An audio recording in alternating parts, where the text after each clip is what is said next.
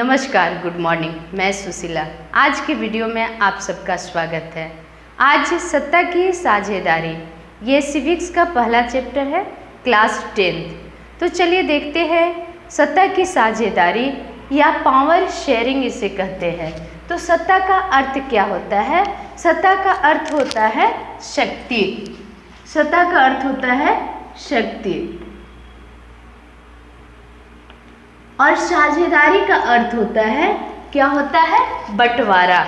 तो ये हम लोग को देखना है कि सत्ता की साझेदारी अर्थात शक्ति की बंटवारा। जैसा कि हम सभी जानते हैं, लोकतांत्रिक सरकार में क्या होता है कि शक्ति किसी एक व्यक्ति या एक सरकार के हाथ में निहित नहीं होती, बल्कि चाहे एक ही स्तर की सरकार में ये बांट दी जाती है या कई स्तर की सरकार में ये बांट दी जाती है। अगर एक स्तर की सरकार में ये बांट दी जाएगी तो विधायिका, कार्यपालिका, न्यायपालिका के बीच में बांट दी जाएगी, और अगर कई स्तर की सरकार में बांट दी जाएगी तो केंद्र सरकार, राज्य सरकार। जैसा कि आप लोग पीछे पढ़े होंगे कि केंद्र सरकार संघ सूची के अंतर्गत जो 100 विषय आता है उस विषय पे उस शक्ति का उपयोग कर सकता है, और राज्य सरकार जो राज्य सूची के अंतर्गत विषय आता है 62 विषय आते हैं, उस शक्ति का उपयोग कर सकता है। तो यहाँ हम लोग को देखना है कि सत्ता की साझेदारी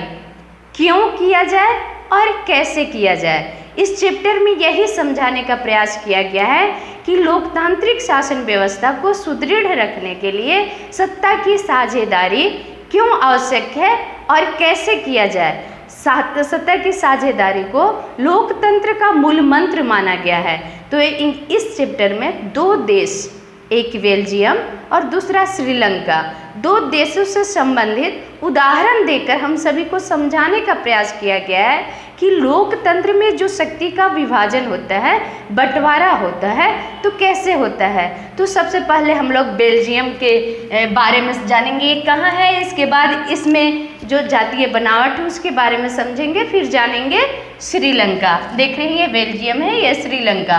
तो चलिए देखते हैं बेल्जियम। बेल्जियम यूरोप का एक देश है जिसकी सीमा फ्रांस, जर्मनी, नीदरलैंड और लक्समबर्ग से लगती है, अर्थात ये 4 इसके पड़ोसी देश हैं। अगर देखा जाए तो क्षेत्रफल की दृष्टि से हमारे हरियाणा से भी ये छोटा है, और जनसंख्या की दृष्टि से लगभग कुछ जनसंख्या अधिक है, तो जनसंख्या की दृष्टि से यह हरियाणा से आधी है। अब देखना है कि ये जो जातीय बनावट है बेल्जियम में, जातीय बनावट वो कह रहे हैं कि जटिल है, कठिन है। ऐसी परिस्थिति में सरकार के सामने चुनौती आ जाती है कि कैसे बंटवारा किया जाए। तो ये हम लोग समझेंगे। पहला है फ्लेमिश इलाका। अगर देखा जाए तो ये फ्लेमिश इलाका, यहाँ देखिए ये फ्लेमिश इलाका है। ये क्षेत्र जो आप देख रहे हैं ब्लैक से है, ये आपका फ्लेमिश है। ये सारे क्षेत्र जो है फ्लेमिश है। तो यहाँ जो रहते हैं, यहाँ कौन रहते हैं? डच भाषाई लोग। यहाँ जो रहते हैं वो रहते हैं डच भाषाई लोग। ये सारे क्षेत्र में डच भाषाई लोग। और ये क्षेत्र है बोलोनिया, यहाँ जो लोग रहते हैं वो रहते हैं फ्रेंच भाषाई लोग, फ्रेंच। अब यहाँ हम लोग पीछे देखेंगे, और ये जो क्षेत्र है पूर्वी क्षेत्र आप देख रहे हैं, जर्मनी का पूर्वी क्षेत्र, ये बेल्जियम का पूर्वी क्षेत्र, यहाँ जर्मन भाषाई लोग रहते हैं। कौन भाषाई लोग? जर्मन भाषाई लोग रहते हैं। और ये बेल्जियम की राजधानी है ब्रुसेल्स। ये बेल्जियम की राजधानी है ब्रुसेल्स। इसको अभी हम लोग यहाँ समझेंगे। तो जो देख रहे हैं फ्लेमिश इलाका, यहाँ 59% लोग रहते हैं। ये फ्लेमिश इलाका जो है, यहाँ 59% लोग रहते हैं जो क्या बोलते हैं? डच भाषाई है। ये डच भाषा बोलते हैं। और वेलोनिया, जो ये क्षेत्र देखे वेलोनिया, यहाँ 40% लोग रहते हैं, लेकिन कौन सा भाषा बोलते हैं? फ्रेंच बोलते हैं। और जो पूर्वी क्षेत्र आप देखें, ये पूर्वी क्षेत्र, ये जो क्षेत्र है 1% लोग यहाँ रहते हैं जो क्या बोलते हैं?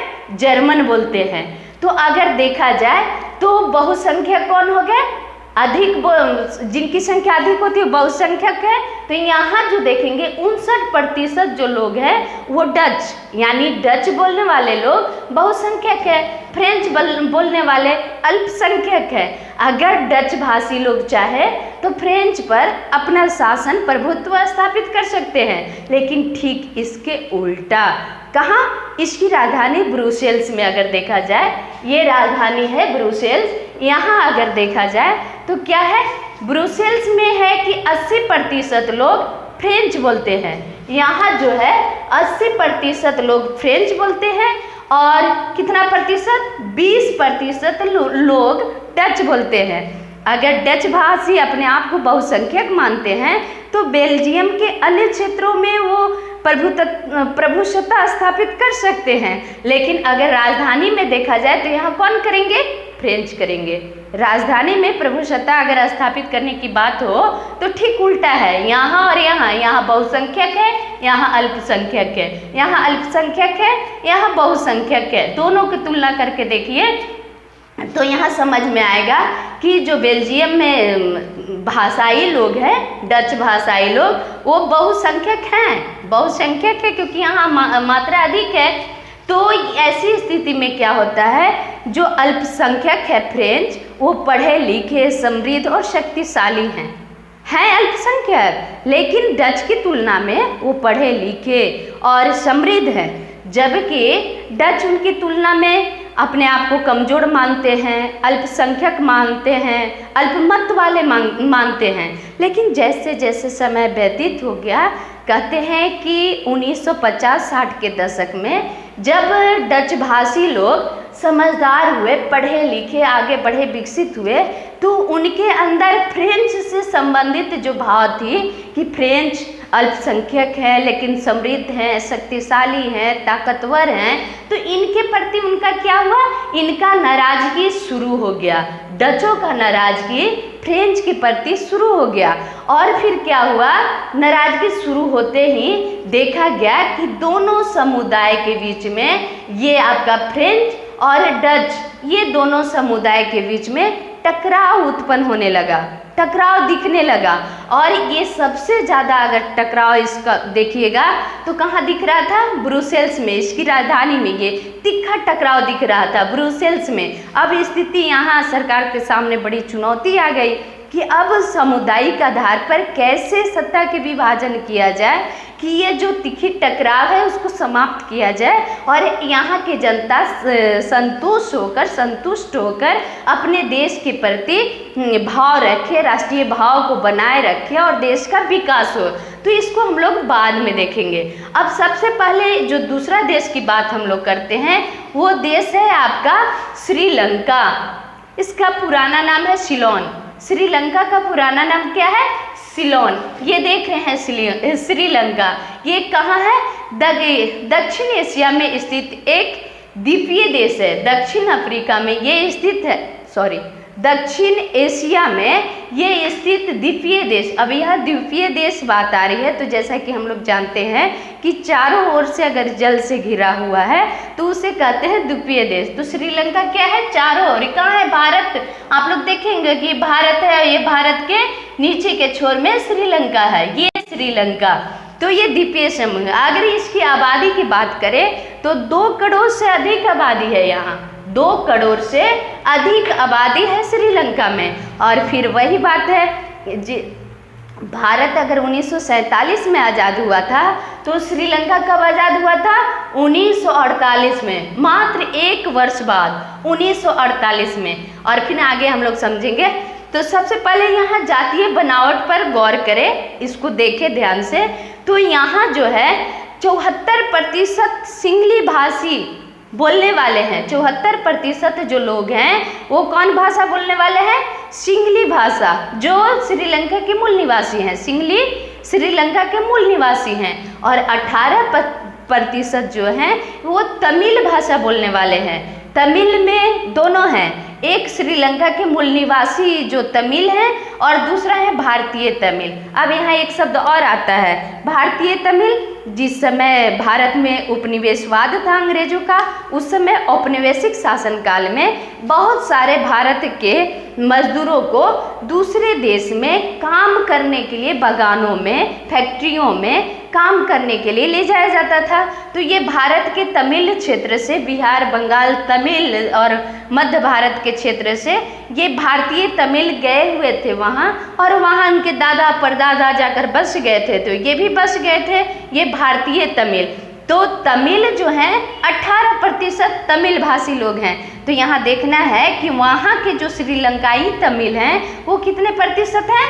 13%। श्रीलंकाई जो तमिल हैं वो 13% है, और 5% जो भारतीय तमिल हैं। भारत के लोग जो जाकर वहाँ बसे हैं वो 5% हैं, और जो अन्य क्षेत्र में हैं वो ईसाई हैं, ईसाई। लेकिन भाषा उनका क्या है? इनका भाषा है सिंहली और तमिल दोनों भाषा। इनका भाषा है तमिली, इनका भाषा है 7% लोगों के सिंहली और तमिली दोनों भाषा बोलते हैं। अब यहाँ हम लोग देखेंगे तो ये क्षेत्र जो आप लोग देख रहे हैं, ये क्षेत्र और ये सब क्षेत्र ये तमिली है। ये सब क्षेत्र जो आप देख रहे हैं ये तमिली है। और अगर इस क्षेत्र की बात करें, ये क्षेत्र तो आपका सिंहली है। ये सिंहली, ये क्षेत्र में इतनी सारी इनकी बहुसंख्यक है, ये सिंहली। अब यहाँ ध्यान देने वाली बात है कि जातीय जटिलता तो यहाँ भी है। अब यहाँ कैसे शासन किया जाए? तो यहाँ 1948 में जिस समय श्रीलंका स्वतंत्र हुआ, आज़ाद हुआ, तो सिंहली क्रांतिकारी के रूप में आज़ाद करने में श्रीलंका को विशेष जोर डाले थे। अभी इनका मानना था कि श्रीलंका को हम स्वतंत्र कराए हैं, तो श्रीलंका की शासन व्यवस्था पर प्रभुसत्ता स्थापित करे, इसके लिए ये क्या करने लगे? ये जोर डालने लगे। किस पर? सरकार पर ये जोर डालने लगे कि अब मेरी शासन व्यवस्था चले। अब समझ सकते हैं, अब ये तमिली जो हैं या ईसाई हैं, ये क्या मानेंगे? इनका क्या होगा? जब ये जोर डालेंगे कि मेरा शासन व्यवस्था हो, तो इनके साथ क्या होगा? अपमान होगा। तो वही देखिए, सिंहली बहुसंख्यक के बल पर प्रभुत्व कायम करना ये चाह रहे थे सिंहली, और कारण बताया कि 48 में क्रांतिकारी के रूप में श्रीलंका को स्वतंत्र कराने में इन लोग का योगदान रहा था। इसलिए ये दावा कर रहे थे कि ये मौका मिले कि शासन व्यवस्था को संभाले, और वैसा ही हुआ। वहाँ की सरकार समझ नहीं पाई, क्योंकि ये बहुसंख्यक थे। सरकार समझी कि ठीक है, ये शासन व्यवस्था को संभाले। 1956 में देख रहे हैं आप, 1956 में सिंहली को एकमात्र राजभाषा घोषित कर दिया गया। एक नया कानून लाया गया 1956 में, और जो सिंहली 74% सिंहली भाषी लोग थे, उनको क्या कर दिया गया कि राजभाषा घोषित, मात्र एक राजभाषा घोषित, ने इस भाषा को राजभाषा घोषित कर दी गया। आप समझ सकते हैं कि जो तमिल बोलने वाले हैं वो कैसे समझेंगे सिंहली भाषा? कार्यालय हो गया, ऑफिस हो गया, सारे जगह इनको परेशानी हो गई, और कहीं न कहीं इनके साथ अन्याय हुआ। अब आगे देखेंगे कि उसी कानून 1956 के कानून के अनुसार इन्हें विश्वविद्यालय सरकारी नौकरियों में प्राथमिकता दे दी गई। विश्वविद्यालय एवं सरकारी नौकरी में किनको प्राथमिकता दी गई? जो इस क्षेत्र में निवास करने वाले जनसंख्या थे, इन लोगों को, बहुसंख्यक को, सिंहलियों को क्या प्राथमिकता दे दी गई? फिर इसके अलावा देखते हैं कि नए संविधान में बौद्ध मत की संरक्षण में बढ़ावा दे दी गई। अब यहाँ हम लोग देख रहे हैं कि जो सिंहली हैं किस धर्म को मानते हैं? बौद्ध धर्म को। सिंहली श्रीलंका के मूल निवासी और श्रीलंका में बौद्ध धर्म काफ़ी प्रभावित हुआ था, काफ़ी प्रसिद्ध हुआ था, क्योंकि हम लोग इसके पहले भी पढ़ चुके हैं कि अशोक और जो कनिष्क थे वो क्या थे? बौद्ध धर्म के संरक्षक हैं। और ये बौद्ध धर्म श्रीलंका में जोर से चल रहा था, काफ़ी चल रहा था, प्रभावित था, तो वहाँ के मूल निवासी बौद्ध धर्म को मानते थे। तो यहाँ क्या कहा गया? नए संविधान में साफ कह दिया गया कि बौद्ध धर्म को संरक्षण और बढ़ावा दिया जाएगा।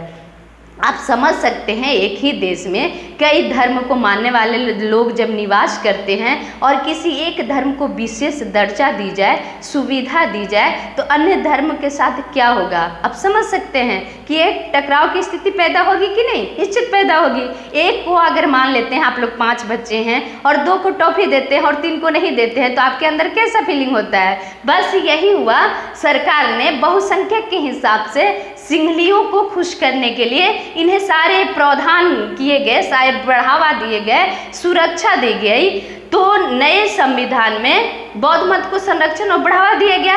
अब देखना है कि इससे क्या हुआ कि जो तमिली थे, तमिली, उनके अंदर क्या हुआ, इनकी भाषा संस्कृति को लेकर असंवेदनशील लगा। इनको लगा कि बहुसंख्यक के हिसाब पर सिंहली भाषाई लोग ने राज करना शुरू कर दिया है और हमारी कहीं भाषा संस्कृति लुप्त होती जा रही है। ऐसी स्थिति में हमें क्या करना चाहिए। इनके बीच बेगानेपन का भाव आया। किनके बीच, तमिली के बीच में बैगानेपन, अपने ही देश में उनको परायापन लग रहा है ऐसा, और नाराजगी व्यक्त करना ये शुरू कर दिए। कह रहे कि राजनीतिक, नौकरियों, अन्य कार्यों में इनके साथ भेदभाव किया जाने लगा और आगे चलकर टकराव की स्थिति उत्पन्न हो गई। तो ये देखना है, श्रीलंकाई तमिल राजनीतिक पार्टियां बनाना शुरू कर दिए और तमिल को राजभाषा मांग करने लगे। अपनी एक शक्ति के रूप में संगठन बनाना शुरू कर दिए और ये संगठन था राजनीतिक पार्टियां। और मांग क्या कर रहे हैं, राजभाषा। इनका मांग था राजभाषा। जैसे आप सिंहली को राजभाषा बनाएं वैसे तमिल को भी राजभाषा बनाइए। क्षेत्रीय स्वायत्तता हमको दीजिए, अपनी स्वायत्तता माने स्वतंत्रता दीजिए। शिक्षा और रोजगार में हमको समान अवसर मिले। जो आप देखें कि इनको नौकरी प्राथमिकता, विश्वविद्यालय सरकारी नौकरी में प्राथमिकता दी गई, यही मांग तमिली करने लगे और संघर्ष इनके बीच में चलना शुरू हो गया, जिसे इसी संघर्ष को क्या बोलते हैं, गृह युद्ध। आपस में आप समझ सकते हैं, क्षेत्रीय विषय को जब पूरे राष्ट्र स्तर पर ला दिया जाता है, आपस में ही अपने ही देश में समुदायों के बीच में संघर्ष शुरू हो गया, जिसे बोलते हैं गृह युद्ध। ये 2009 तक श्रीलंका में गृह युद्ध 2009 तक चला। 9 के बाद ये समाप्त हुआ। आप एक थोड़ा सा यहाँ ध्यान देंगे कि बेल्जियम, आगे बेल्जियम के बारे में देखेंगे। बेल्जियम की जो सरकार है यहाँ समझदारी दिखाती है समुदायों के बीच में, और श्रीलंका के समुदाय बहुसंख्यक के हिसाब पर सत्ता की बंटवारा कर देती है, जिसका रिजल्ट किस रूप में आता है, जिसका रिजल्ट ये देखिए गृह युद्ध के रूप में आता है, गृह युद्ध के रूप में आता है। तो यहाँ यही हम लोग को देखना है कि सत्ता की साझेदारी कैसे किया जाए, क्या बेल्जियम के हिसाब से करें या श्रीलंका के हिसाब से। तो अब आगे बेल्जियम की समझदारी और मॉडल के मुख्य विशेषताएं आगे अगला वीडियो में देखेंगे। तब तक